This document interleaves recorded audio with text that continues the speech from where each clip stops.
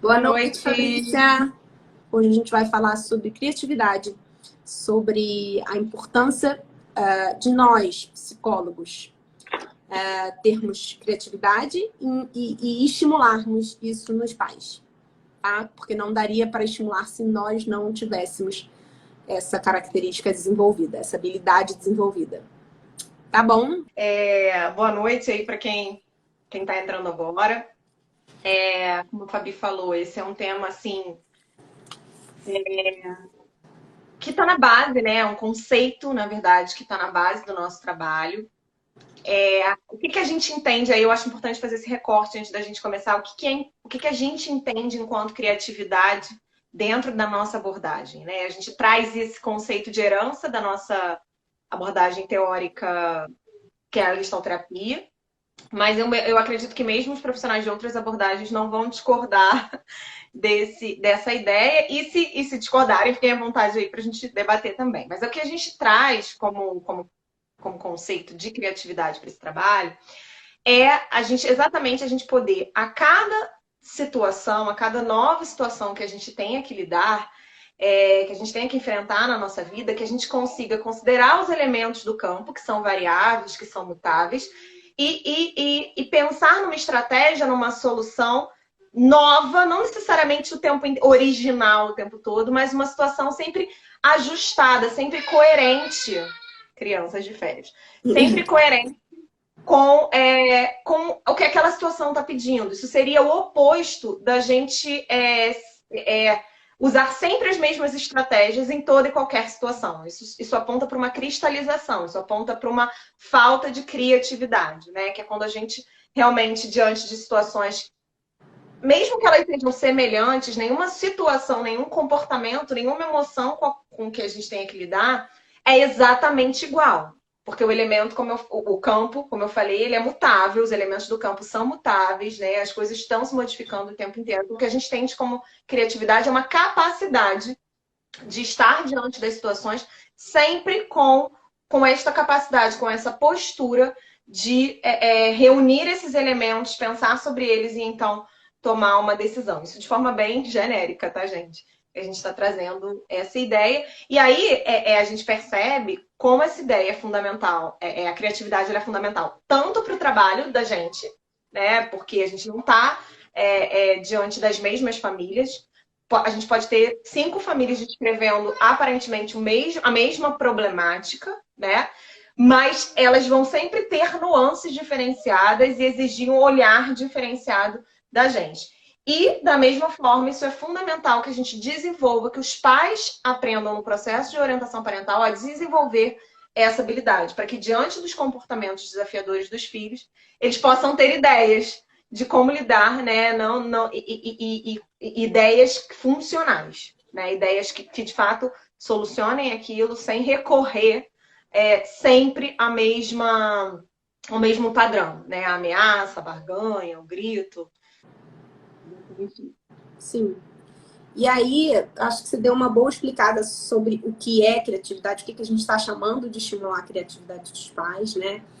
E eu acho que é importante pontuar aquilo que não é, né? A gente não está falando aqui daquela característica estereotipada da pessoa criativa, né? A gente está falando muito mais de flexibilidade, de capacidade de adaptação do que necessariamente daquela criatividade, né? Que a ideia geral de criatividade que a gente tem quando a gente olha para uma pessoa, né?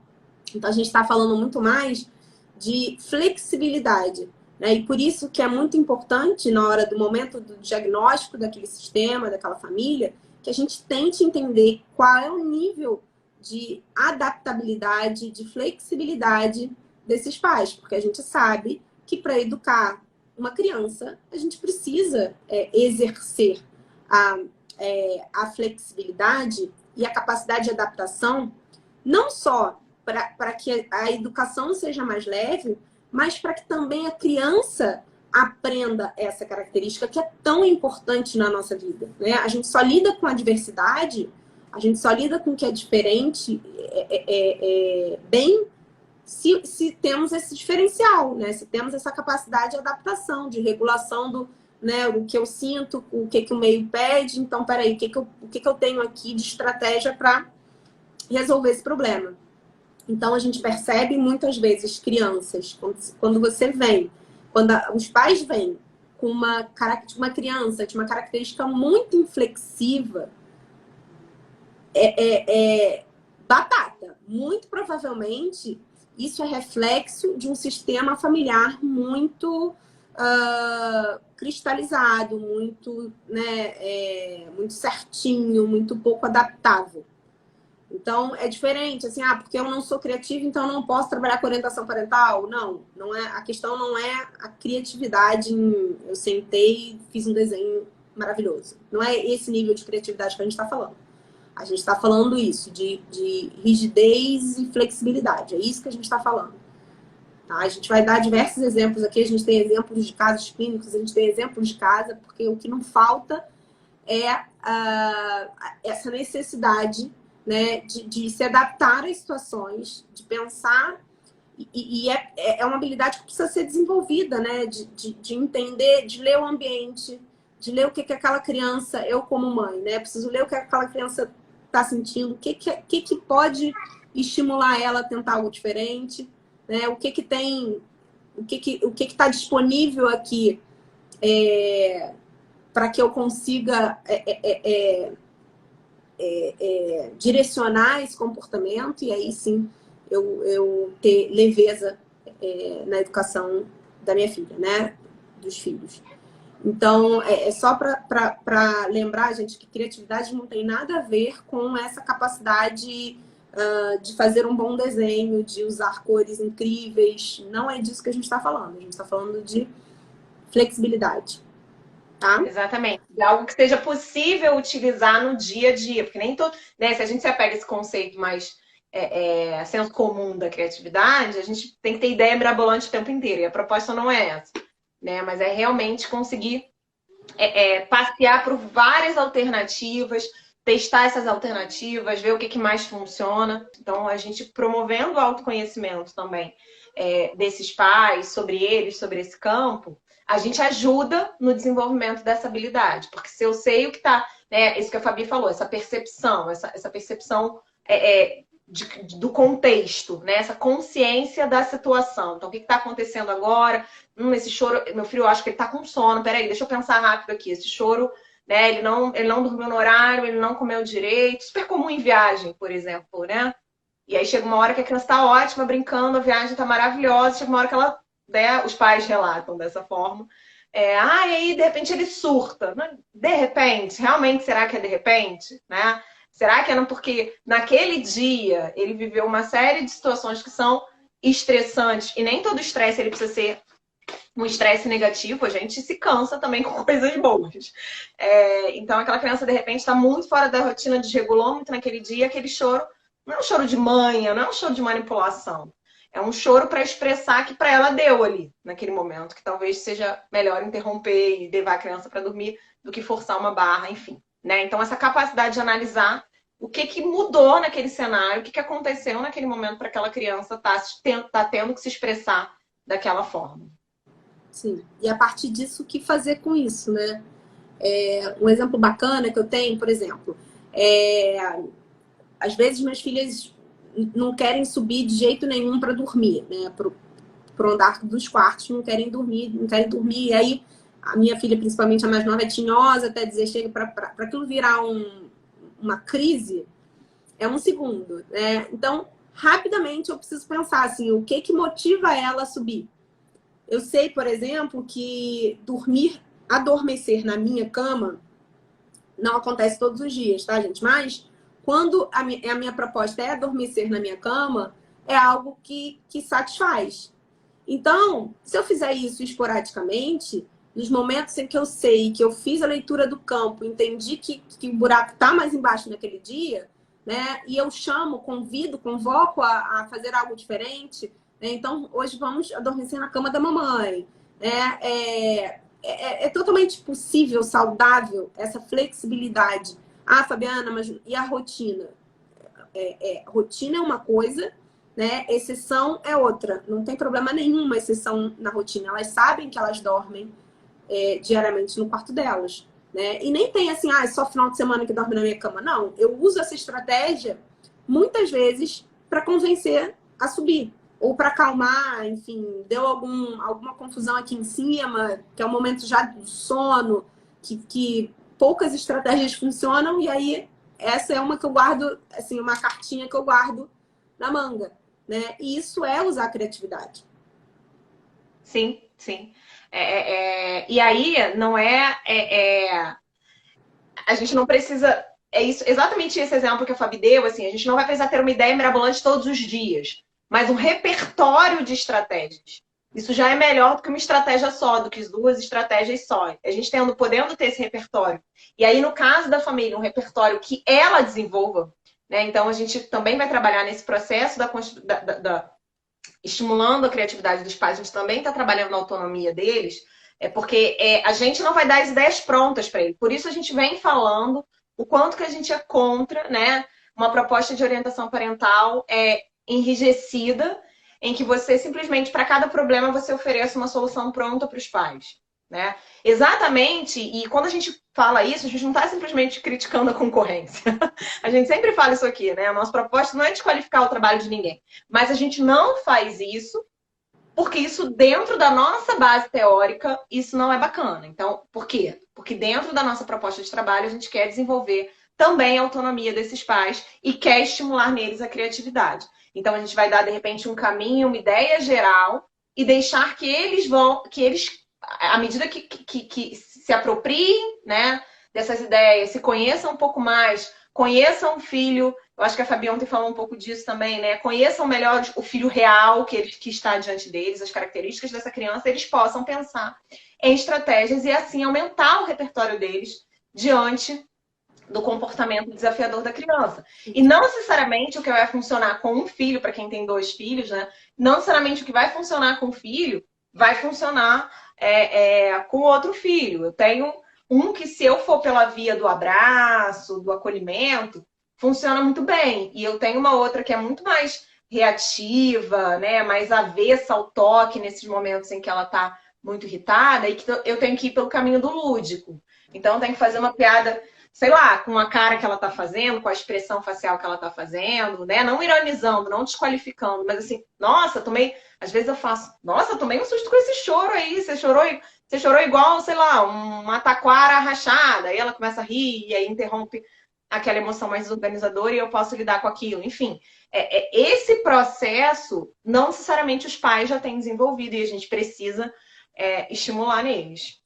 E é interessante a gente pensar o seguinte, gente, quando a gente vem com a regra pronta, para uma família que é inflexível, para uma família que é rígida, eu lembro que, assim, eu tenho uma família especificamente de todos os atendimentos que era, assim, a mais rígida que eu já atendi. E era muito engraçado, porque justamente pela própria rigidez, eles não tinham era muito difícil buscar deles algumas soluções, né? E então eu acabava vindo com alguma sugestão que eu entendia que dentro daquele sistema ia funcionar e tal. E aí, menina, a sugestão virava lei, entendeu? E aí, obviamente, que isso, assim, para uma criança, isso, aquela, por exemplo, dá um exemplo, assim, não, então tenta experimenta contar uma história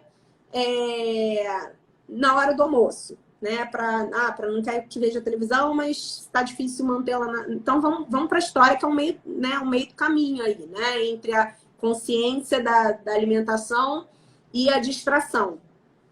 Aí, menina, virou regra. E aí era a mesma história, com poucas nuances de diferença, entendeu? Aquilo já estava chato para a criança, já estava chato para os pais.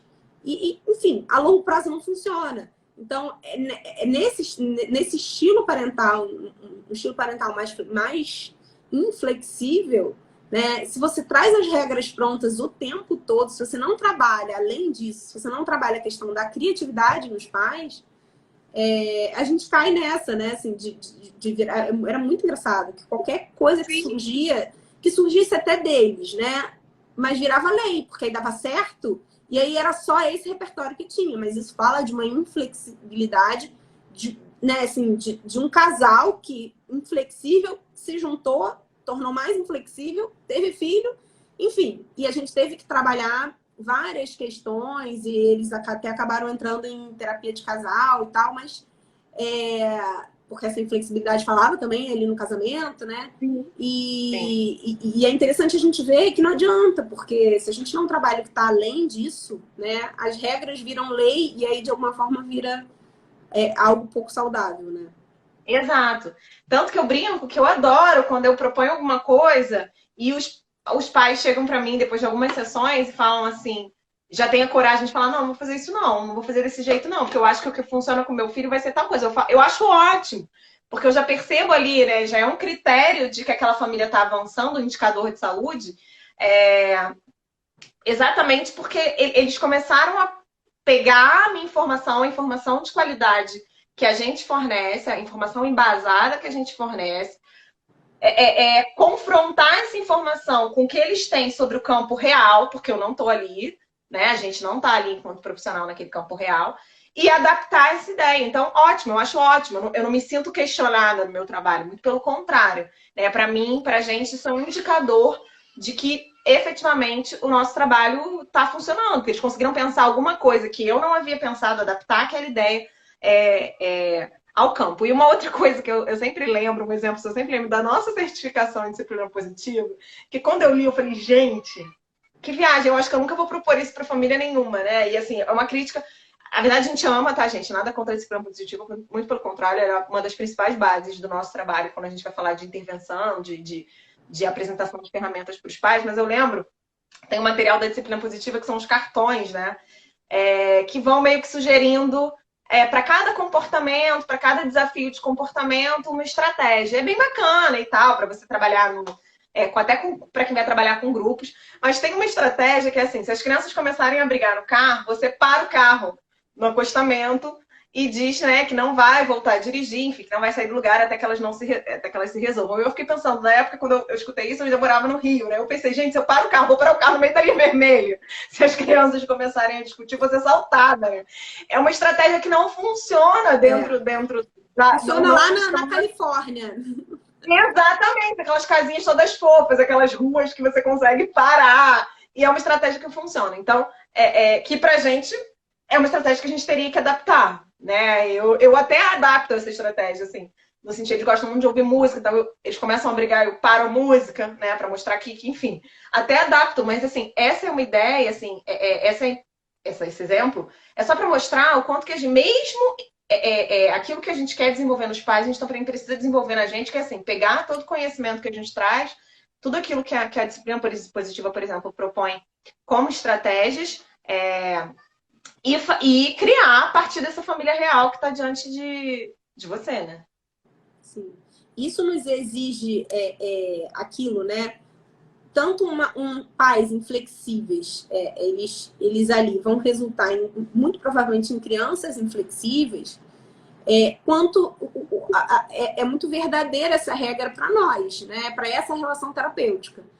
Então, se você não tem essa capacidade desenvolvida, se você é rígido, se você traz as regras prontas, você não vai desenvolver, né, nesses pais a característica que é tão importante para a leveza na educação, né?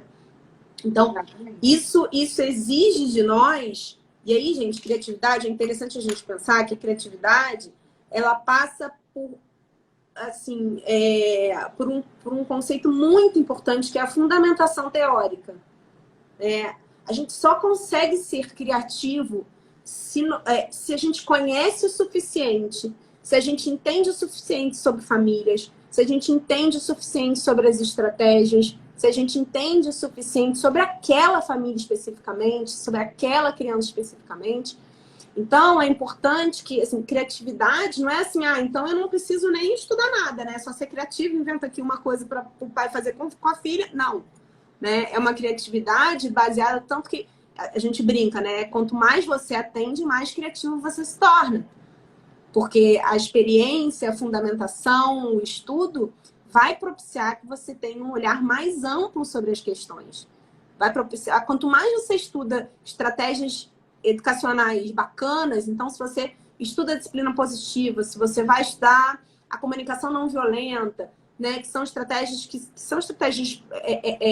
que de alguma forma conversam, né, com a nossa visão de homem de mundo, quanto mais informação você tiver, quanto mais interesse você tiver para estudar neurociência, mais repertório você vai ter para conseguir ser criativa.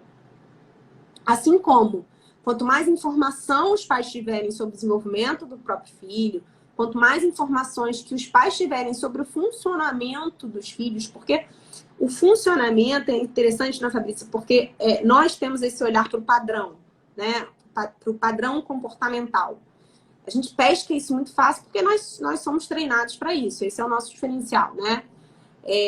Mas eles muitas vezes não conseguem pescar e a gente precisa traduzir isso. Você percebe que toda vez fulaninho se comporta assim? Isso fala dele, isso fala de um comportamento que é comum dele. Então, quanto mais os pais entenderem sobre o filho, melhor eles também vão poder escolher e mais criativos serão, né? Exatamente. E anteciparem algumas... Vamos ser capazes de antecipar algumas situações que possam ocorrer. Então, se eu conheço muito bem o meu filho, o padrão comportamental dele, o temperamento e tudo mais, não é que eu não vá incentivá-lo a viver coisas diferentes, mas eu já sei que numa determinada situação, se eu mexo na equação, vai dar ruim. Né? Se numa situação específica, eu, por exemplo, não é uma coisa que eu faça, porque eu nunca acreditei nisso, mas assim, se eu fizesse, eu já saberia que seria muito ruim para minha filha. Ela tem sérias questões com ser criticada, sobretudo em público. Então, qualquer tipo de repreensão em público não a intimida, muito pelo contrário. Eu ativo nela o demônio da Tasmânia, né? O modo do demônio da Tasmânia. E vou ter que lidar com isso depois. Então, porque eu a conheço, assim, com ela funciona muito mais o diálogo, o convite à reflexão, horas conversando antes de dormir sobre o que aconteceu no dia e que não foi bacana, do que uma repreensão verbal na frente de todo mundo, de forma intimidadora. Isso é uma coisa que para ela não vai funcionar, muito pelo contrário, vai ficar remoendo aquilo dias, vai ficar odiando a pessoa. Poucas pessoas que já fizeram isso com ela em contextos sociais são pessoas que até ela tem 6 anos, já, ela guarda o rancor, entendeu? Ela guarda o ranço da pessoa e ela lembra o que a pessoa fez com ela. Então, não é uma coisa que para ela funcione. Pode funcionar talvez para uma criança mais passiva, para ela não funciona. Então, quando eu conheço, eu consigo antecipar algumas situações e evitar transtornos, sobretudo em situações sociais, que eu acho que é o que os pais mais têm dificuldade de lidar, né? Quando eles estão lidando com o comportamento desafiador da criança em situações sociais, que tem outras pessoas olhando, que tem gente julgando, que eles se sentem inseguros em relação ao que eles precisam fazer, o que eles deveriam fazer. E por aí vai. A Mariana fez uma pergunta interessante que a gente pode agora usar até os exemplos que a gente já falaria aqui, né? O que vocês veem como essa flexibilidade? Poderiam dar um exemplo? Eu estou entendendo que a sua pergunta é a flexibilidade dos pais, é isso? Isso que eu entendi, porque isso facilmente pode ser confundido com permissividade. A gente não está falando de ser flexível no sentido de não ter regra, não é isso. Tá? De não ter limite, de não ter... O que a gente está chamando de flexibilidade, eu vou dar um exemplo mais individual e depois a gente transporta para uma situação de orientação parental. Por exemplo, eu, Fabrícia, tá? Eu precisei, por exemplo, essa foi uma característica que eu precisei desenvolver na minha terapia. Porque eu sempre fui muito reativa, muito assertiva, para não dizer, às vezes, barraqueira, grosseira.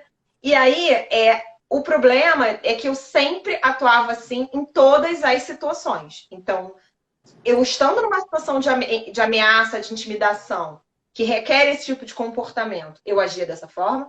E não estando nessas situações, se eu sentisse que de alguma forma, se eu percebesse qualquer nuance de acuamento, de injustiça no ambiente, eu me comportava dessa forma, sem avaliar de fato as situações. Então, às vezes, as pessoas não estavam sendo rudes comigo, não estavam me ameaçando de forma nenhuma, e ainda assim, essa característica se destacava e era assim que eu me comportava em todas as minhas relações, independente de eu estar ou não numa situação de vulnerabilidade ou sendo acuada, etc. e tal, né? O que seria flexibilidade? É eu poder, a cada momento, avaliar, em cada relação, avaliar se de fato eu estou vivendo uma injustiça ou não. Checar, né? Olha, você me falou isso, eu fiquei um pouco chateada, foi isso que você quis dizer? Não foi? Isso é ser flexível. Agora, por exemplo, eu leio uma mensagem de WhatsApp que alguém me mandou e já começo a xingar cobras e lagartos, porque eu entendi.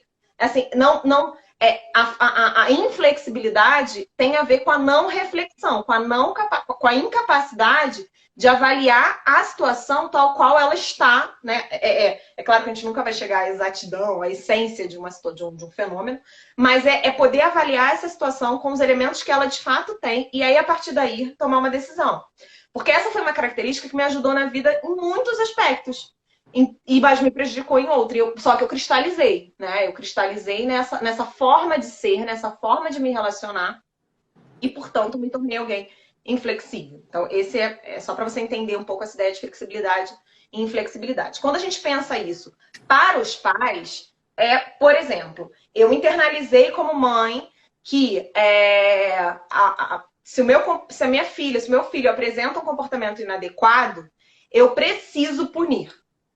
Eu internalizei que a punição é a única forma de eu alcançar uma criança, de eu criar uma criança enquadrada socialmente, que respeite as regras. Então, isso é uma inflexibilidade. Eu poder trabalhar para uma flexibilização disso levar esses pais à reflexão de que outras formas eles poderiam chegar nesse objetivo. Se o objetivo dele... Qual é? Inclusive, problematizando esse objetivo, né? Porque na maioria das vezes o que eles vão querer não é necessariamente uma criança que se enquadre, uma criança domada, né?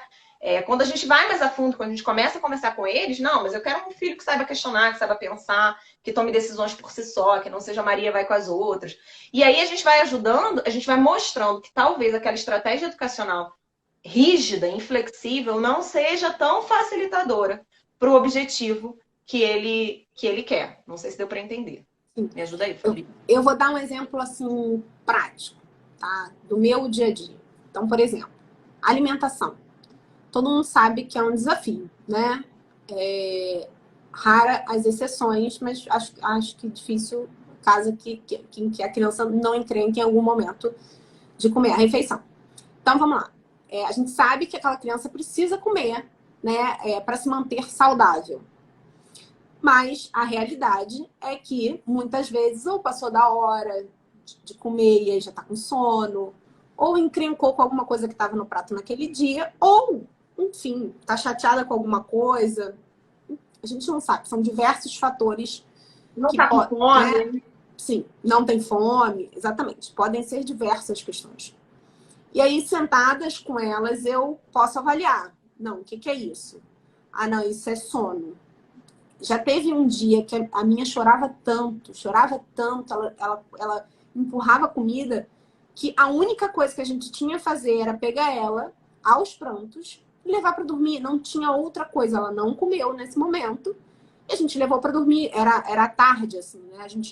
O almoço de domingo é o almoço que a gente faz todo mundo junto, e elas acabam comendo mais tarde, e como ela dormia logo depois do almoço, acabou ficando nesse horário. A única coisa que tinha que fazer era chegar nesse extremo. Mas em diversos momentos, quando eu sei que ela tá bem, que ela tá num humor bacana e que ela só tá implicando, eu posso ser mais firme com ela. Não, agora você precisa sentar, porque tá na hora de comer, não é assim que come, isso não é ter educação à mesa. Então, tem alguns momentos que eu vou ser mais...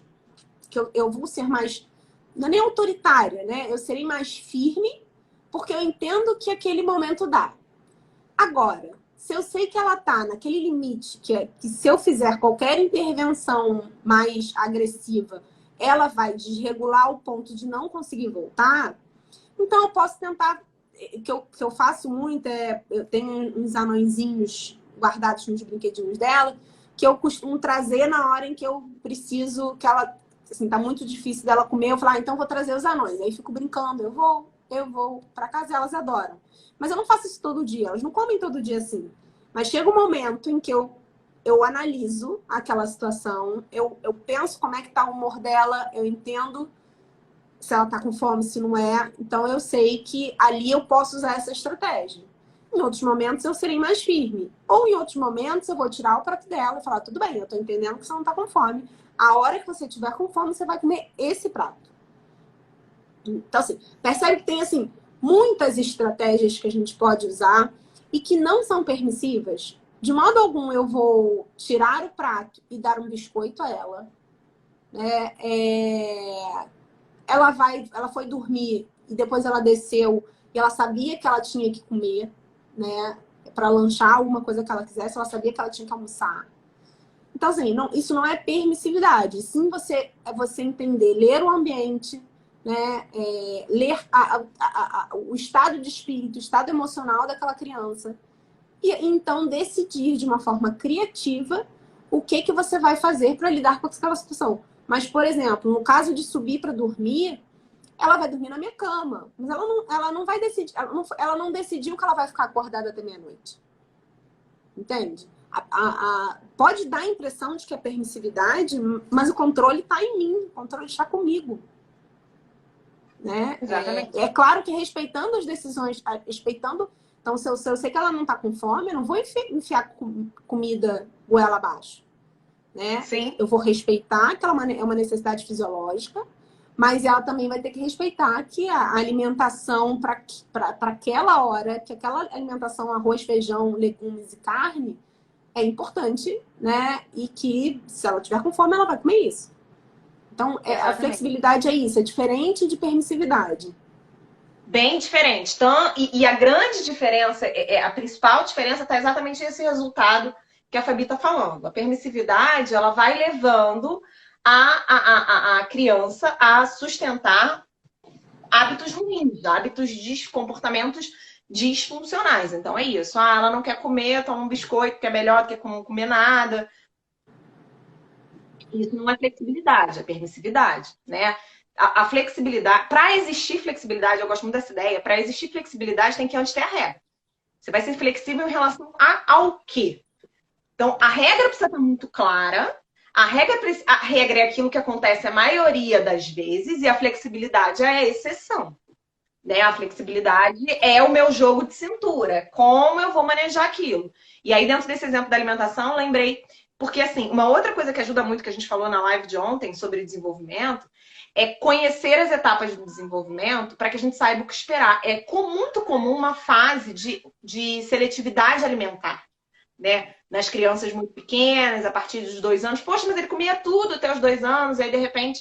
Então, quando meu filho entrou nessa fase da seletividade alimentar, ele começou a preferir os alimentos mais palatáveis em detrimento da alimentação mais saudável, né? E aí, a flexibilização que eu fiz foi, tudo bem, você não está querendo comer legumes e verduras, que foi o grande problema dele, né? E algumas frutas. Mas eu estabelecia, por exemplo, até porque eu sabia que aquilo era uma fase normal, eu fui estabelecendo alguns momentos em que eu não abriria mão dele comer, por exemplo, alguma fruta, nem que ele comesse a mesma fruta todos os dias, mas que ele comeria alguma fruta, e colocando no prato dele sempre disponível aquilo que eu gostaria que ele comesse. E aí ele ia, ele protestava, ele dizia que ele não queria, e tudo bem, que ele não gostava, que ele odiava, que era uma coisa horrível. E aí, aparentemente, do nada, porque eu sei que não foi do nada, né? E aí, quando ele não queria comer os legumes e tal, eu falei, tudo bem, você vai comer todo o restante que tá no prato. A carne, o arroz e feijão. E ficamos assim durante alguns bons meses, até que ontem ele falou, mamãe, eu quero alface. Falei, você quer alface? Tá bom. Botei alface. Papai, estou comendo alface, eu gosto muito de alface. Aí, no meio do alface, não gosto mais de alface, eu não quero alface. Aí hoje foi a cenoura, né? Papai, estou comendo cenoura. Papai, estou comendo brócolis. Então, assim, ai, que ótimo, é saudável, não sei o quê. Mas percebem que, assim, pode até ter durado essa flexibilização durante alguns meses, e aconteceu, de fato, principalmente na pandemia, nem sempre eu conseguia cozinhar o tanto de coisa bacana para comer. Mas não era uma flexibilização e não uma permissividade. Então, a gente tinha ali o controle sobre o que a gente estava fazendo, para que a gente estava fazendo, por que a gente estava fazendo, né? E almejando um objetivo final que está acontecendo agora, que é ele né?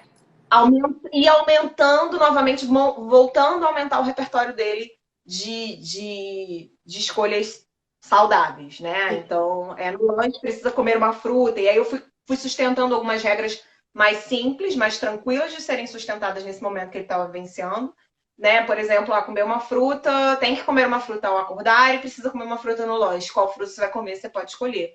Né? Mas isso não tem, você não vai comer o iogurte, você não comer a fruta, enfim, fomos fazendo esses ajustes. Né? Mas isso é bem diferente de ser permissivo, porque isso tem um objetivo. Até quando eu flexibilizo, eu sei onde eu quero chegar com essa flexibilidade. É importante os pais entenderem isso. A Mariana perguntou se a flexibilidade seria dar opções às crianças ao invés de impor. Eu acho que vai um pouco além disso, Mariana. Por exemplo, vou dar um exemplo, né? Numa viagem. Numa viagem, as minhas filhas vão tomar um leite se não quiserem jantar, né? Vão comer batata frita se não quiserem almoçar arroz e feijão. Mas por que eu dou essa opção?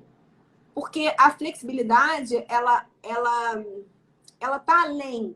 Na verdade, ali, quando eu dou a batata frita ou um leite, aquilo é para me agradar, né? Porque eu não quero ter dor de cabeça no meio da viagem, né? E que aí eu vou desregular totalmente a rotina, eu vou escolher fazer o que me der na telha. Mas porque eu quero ter um momento saudável, um momento sem preocupação. Entende? Que aí foi com base numa necessidade que é minha e não uma necessidade que é da criança. A flexibilidade é você criar diante do contexto. E o contexto são os pais. O contexto, por exemplo, é um medo de uma criança. A criança está com medo de palhaço, né? A gente vai tentar entender com os pais como é que a gente sabe qual é o fundamento teórico que está por trás do medo, né? É a gente tentar graduar a presença desse medo, né? Com graduar o contato mesmo com o medo, né? Então a gente vai entender com os pais o que eles podem apresentar de palhaço que não seja tão assustador quanto ir no teatro e ver um palhaço. Entende que, assim, na verdade, não é você dar opções para necessariamente isso.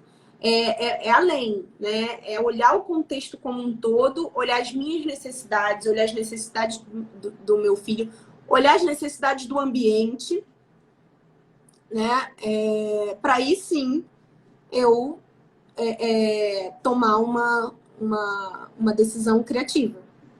Exato. Porque, por exemplo, de uma forma geral, eu não gosto de utilizar, de oferecer o eletrônico para lidar, para que meus filhos lidem com o tédio. De uma forma geral, eu não gosto de fazer isso. Mas, eventualmente, se eu estou numa situação social que eu preciso de silêncio, eu preciso deles, né, ali hipnotizados, porque eu estou sozinha, por exemplo, não estou com o apoio do meu marido, eu estou sozinha com os dois, né? Eu sei que o celular, por exemplo, vai fazer com que o meu filho fique sentado e não se expondo a riscos se eu estou num ambiente mais aberto e eu estou sozinha. Enfim, essa avaliação, ela precisa se dar a cada momento. Utilizar, a priori, a minha regra é não utilizar o eletrônico numa situação de tédio.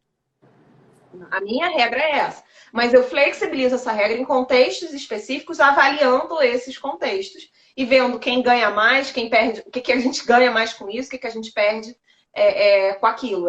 Realmente. E não necessariamente eu dei opção naquele momento, percebe? Quer usar o eletrônico ou quer fazer outra coisa? Não, eu avaliei ali, como adulta da relação, eu avaliei o que poderia me ajudar mais naquele contexto, a lidar com os desafios daquele contexto.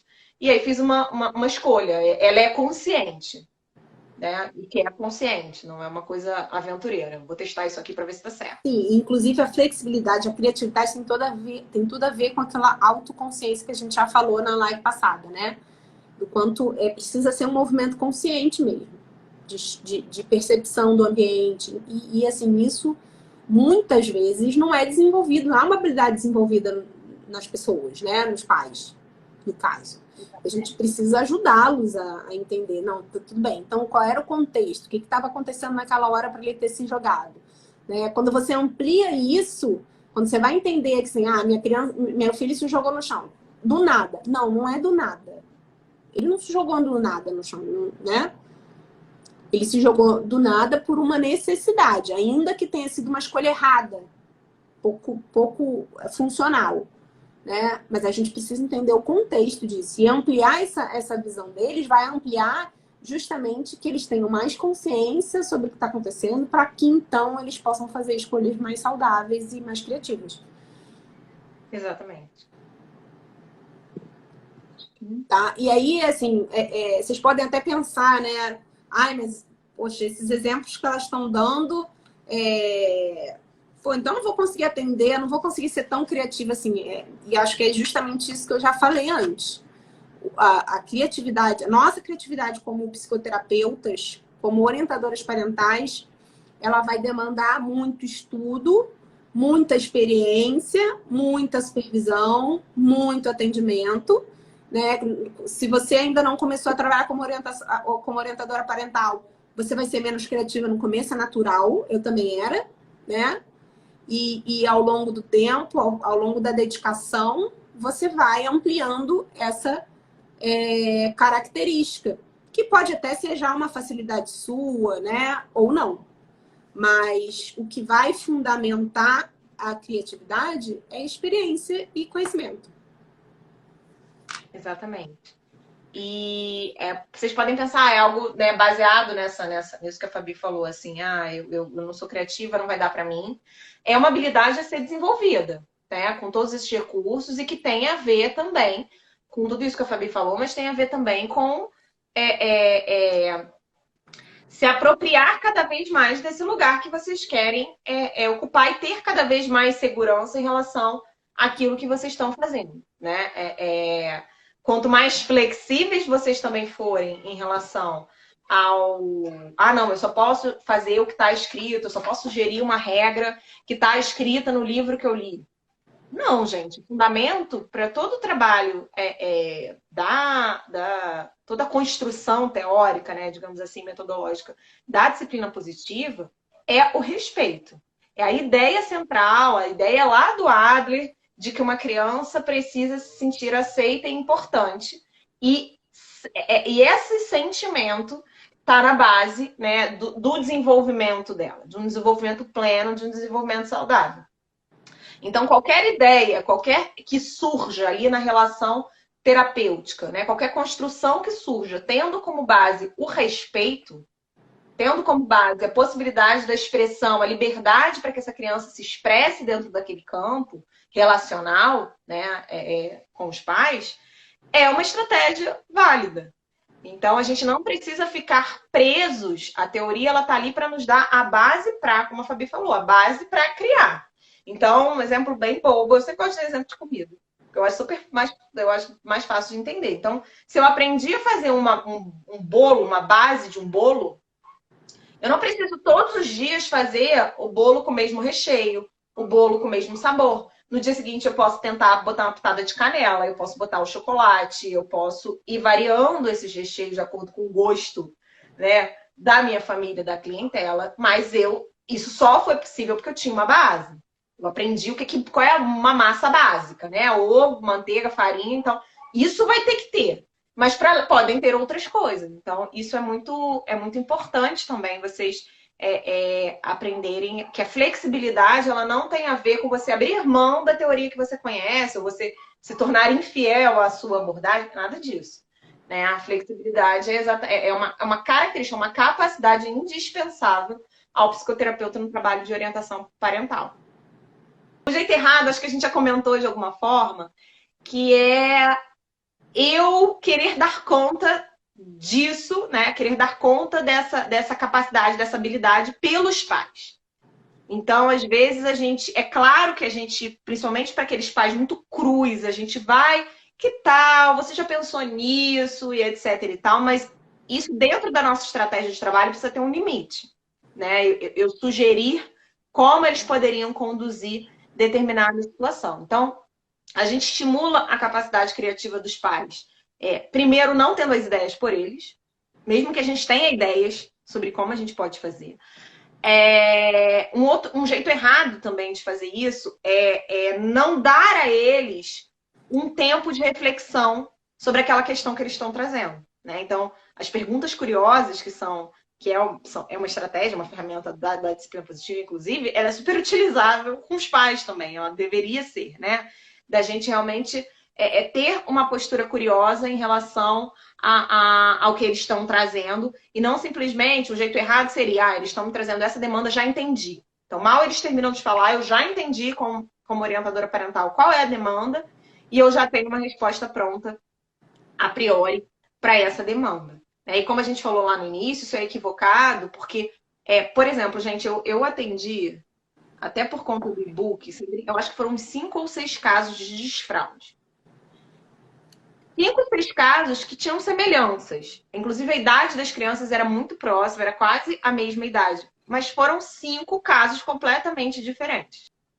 Aquilo já estava, assim, em todos os formulários que eu recebi, estava lá a descrição.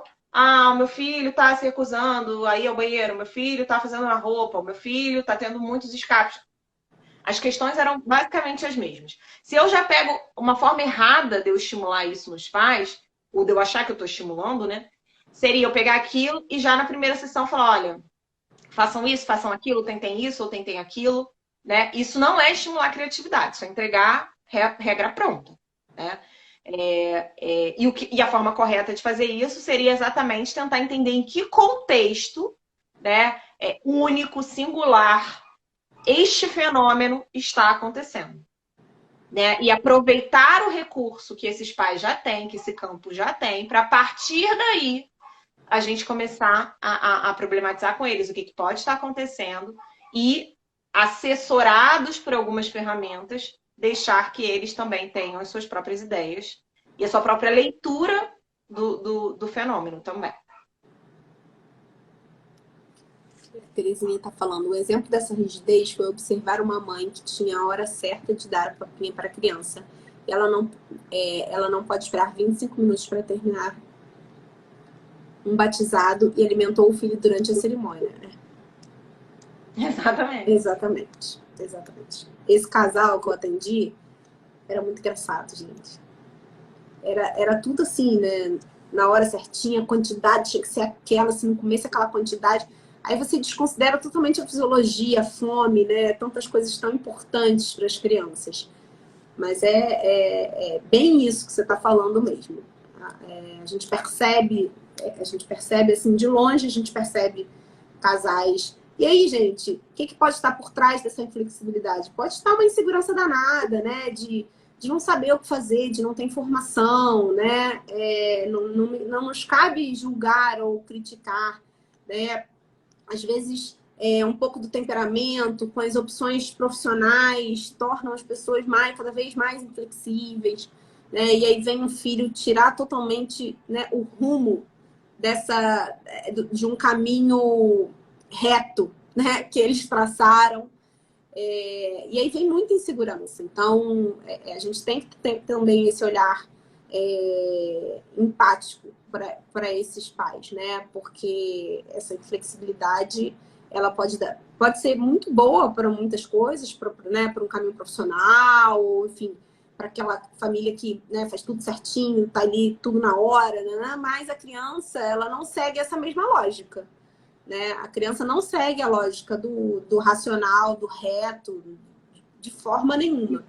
Né? E fora que essa criança passa a acreditar que esse mundo é tão ordenado dessa forma como os pais apresentam para ela, na primeira situação que fugir ao controle, a tendência é de uma desorganização ainda maior. Então, eu lembro de uma mãe que chegou até mim falando, olha, eu preciso da sua ajuda porque o meu filho está num nível, ele é metódico.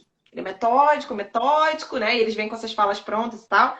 E aí agora aconteceu da gente ir pro pediatra, a gente sempre vai caminhando, a gente vai fazendo o mesmo caminho.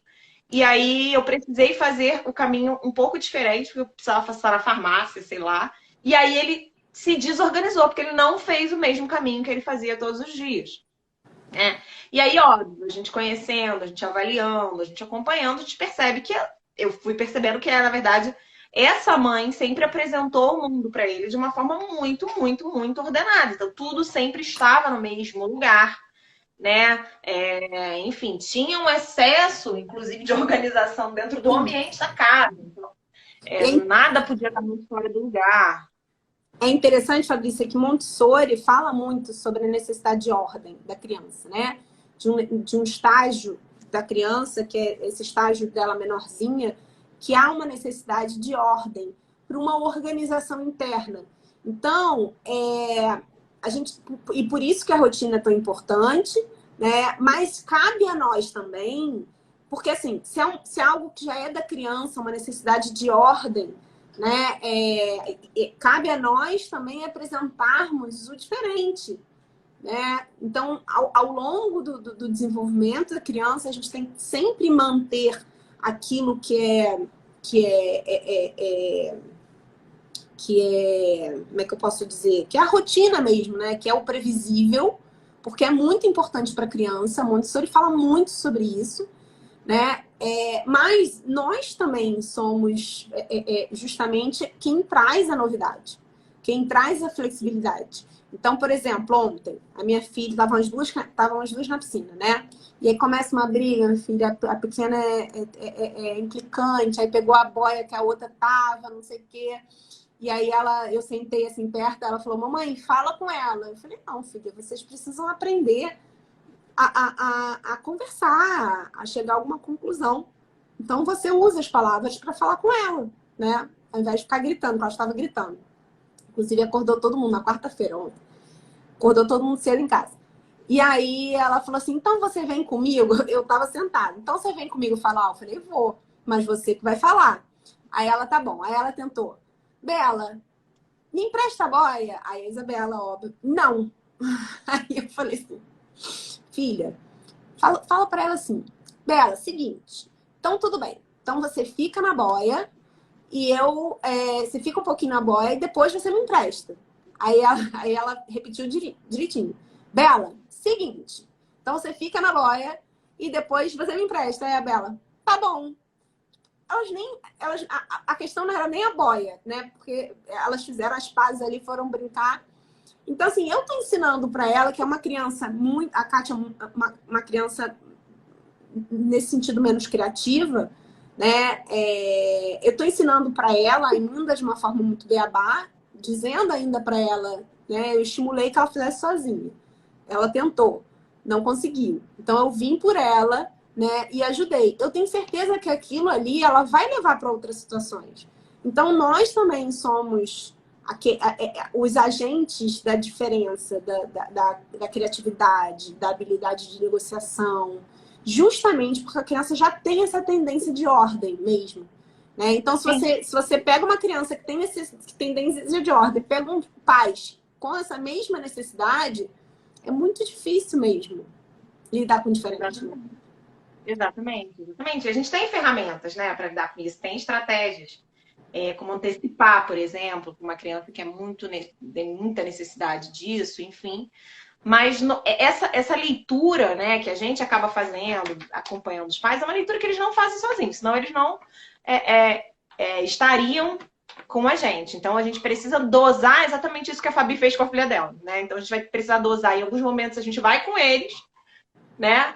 Vai com os pais, dá uma sugestão, para começar ali o esquenta, o aquecimento, e depois, até que eles sejam capazes, que é o nosso grande objetivo, de ter essas ideias sozinhos. De extrapolar o repertório deles, de ampliar o repertório deles sozinhos. E já entrando aqui para falar um pouquinho da forma certa de fazer, eu acho que a Fabrícia já falou sobre isso, né? Mas, por exemplo, ainda que esses pais tenham uma necessidade, ainda que seja que nem a Kátia, que precisou que eu falasse, né, por ela, eu não falei por ela porque foi ela que falou com a irmã, né? Mas eu dei ali a sugestão do que ela poderia falar. Antes disso, com os pais, a gente precisa fazer um trabalho de conscientização, que qual era o contexto, o que estava acontecendo ali, né? Por que, por exemplo, a Isabela, né, não estava emprestando para a Catarina? Isso é algo que ela costuma fazer? Como é que ela é em outras situações? E a Catarina, como é que ela costuma responder? então será? Então ela disse para você que se você for com ela, ela se sente mais segura. Então a gente percebe o quanto você está trazendo consciência antes de qualquer coisa. Tudo bem, vai chegar um momento que talvez você até tenha que fazer uma sugestão, como a Yolanda trouxe aqui, né? A nossa ansiedade como orientadora é um grande desafio na hora de dar espaço para a criatividade dos pais. De fato, eu me pego várias vezes pensando, nossa, eu acho que eu dei demais, né? Eles podiam ter criado e tal. Isso é um treino, né?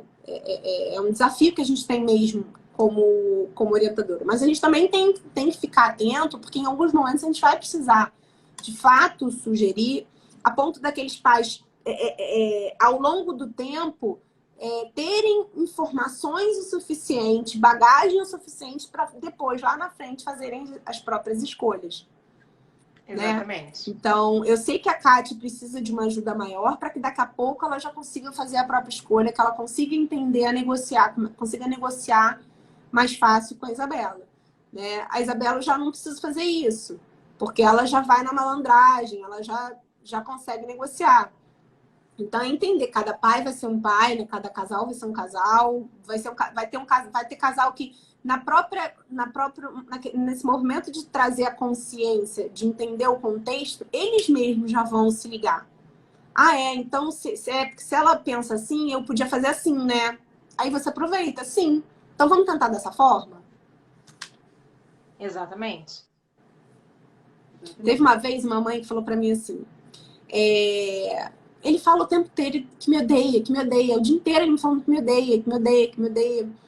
Aí eu, enfim, trazendo a consciência, Fabiana, eu não sei o que fazer. Me ajuda, eu não sei o que fazer. Aí eu falei assim, o que você sente por ele? Aí ela falou assim, eu amo ele. Eu falei, que tal você falar isso? Aí ela parou, ficou assim, ela não conseguia imaginar uma situação em que ela pudesse lançar a mão disso, né? E, no entanto, ela começou a falar isso e foi uma das primeiras coisas que deu resultado com esse menino, porque ele diminuiu. Ela falou, não, diminuiu muito. Porque eu sinto que quando eu falo eu te amo, eu garanto a ele algo que talvez estivesse faltando, né? Exatamente, exatamente. E não importa o que ele faça, ainda passa essa mensagem de que não importa o que ele faça, ele tem ali um amor incondicional, que é muito importante essa noção, né? Então tá bom, gente. Acho que assim, o exercício é um exercício. O exercício que a gente quer propor aqui para vocês é que vocês façam uma autoavaliação mesmo dos momentos em que vocês estão na clínica das crianças, orientando os pais, de que forma vocês estão lidando com as regras, com as estratégias educacionais. Se tem sido uma coisa muito, muito de mão beijada para os pais, ou não. Ou se vocês também estão promovendo essa criatividade.